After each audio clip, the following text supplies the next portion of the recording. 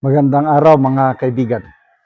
Bigyan natin ng reaction opinion itong post ng Inquirer.net. Pahayag po ni Ombudsman Boying Rimulya kung saan inaamin niya may problema siya sa pagtupad ng kanilang tungkulin. Yung anti-corruption mission ng Ombudsman, nahihirapan siya. Ay may mga ahensya na ayaw makipag-cooperate sa kanya. Yun na. Ano yun? Merisi Gaba. Anong opisina? Yung AMLA, Anti-Money Laundering Council. Yun ba yun?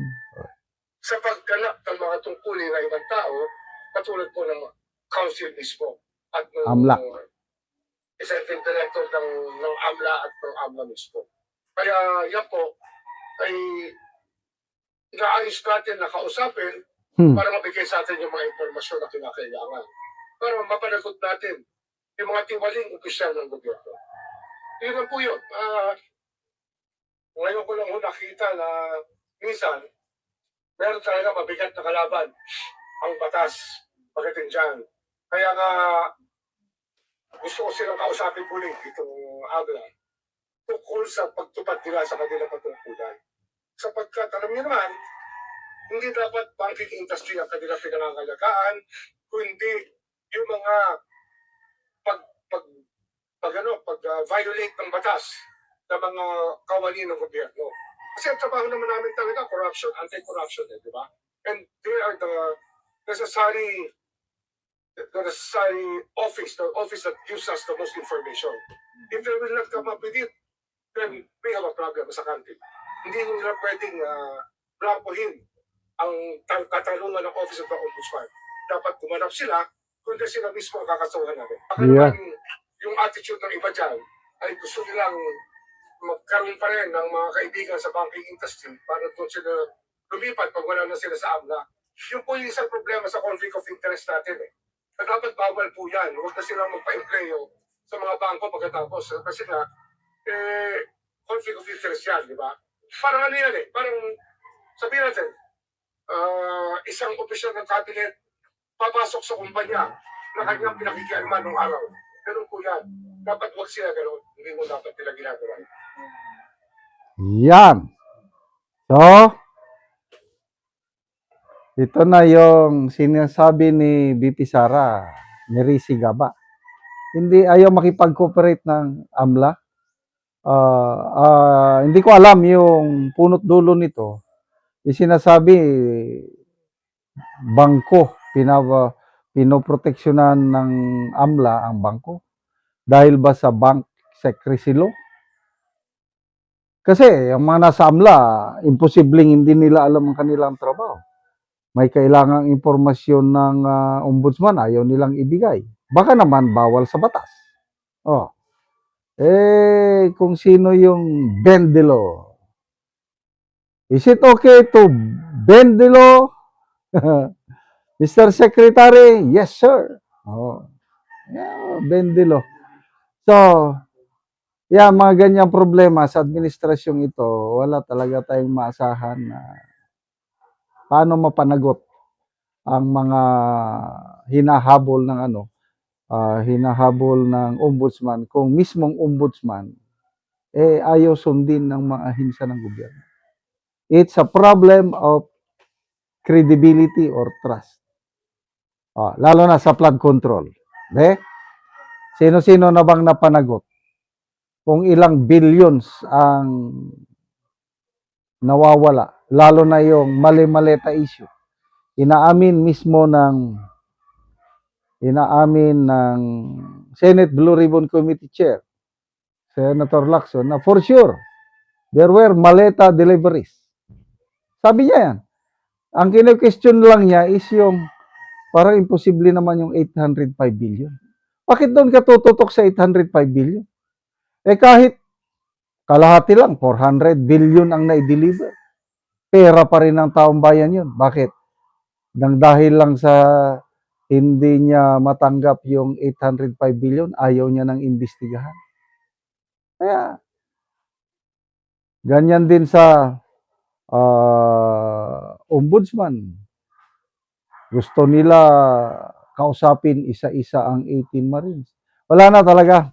wag na tayong umasa na yung 18 Marines na yan ay patatawag na o kaya seryosong imbestigahan ng Blue Ribbon o kaya Ombudsman.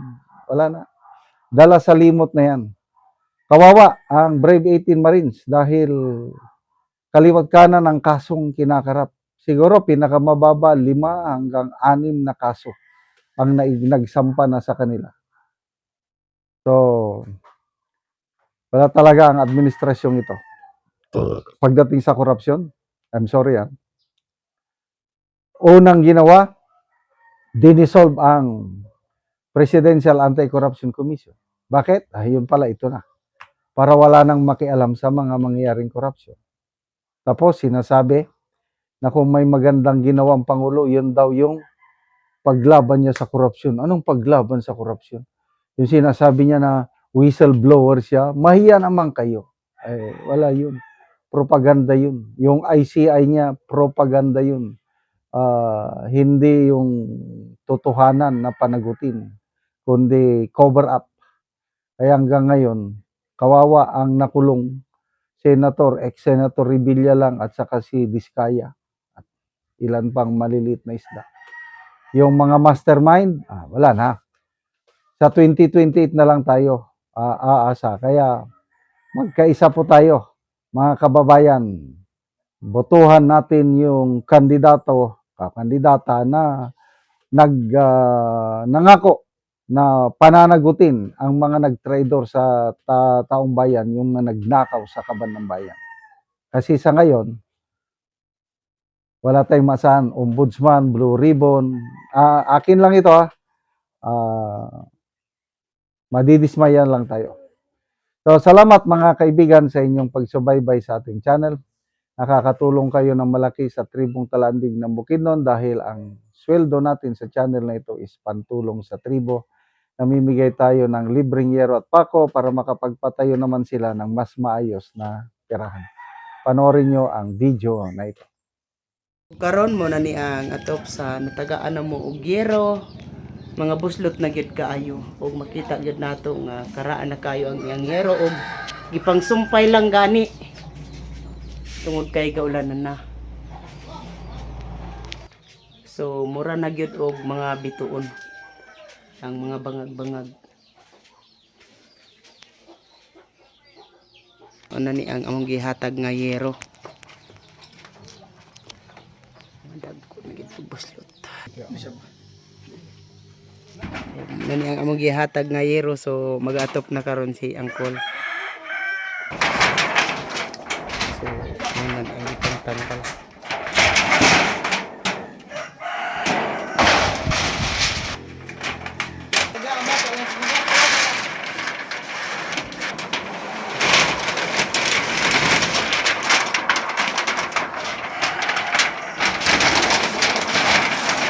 Ikaw na yun, kumain na lang tayo.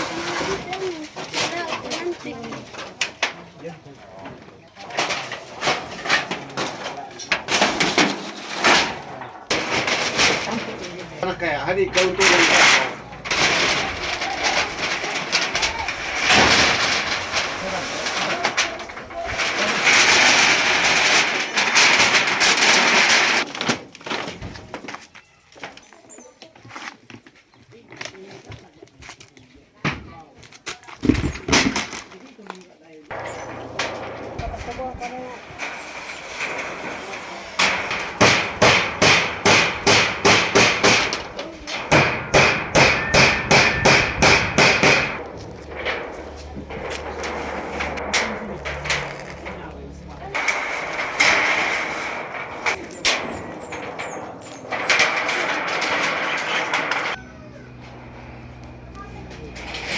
Sumana ang diri sa pikas, sumuna pod ang diri sa pikas. Pag-atop pa.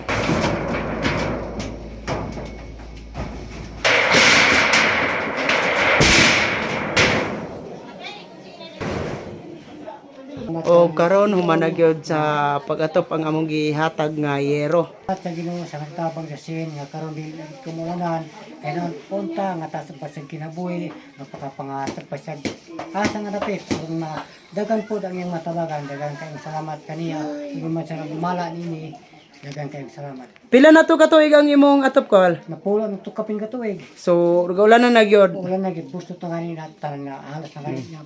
So, salamat kayo kol. Salamat sa Diyay.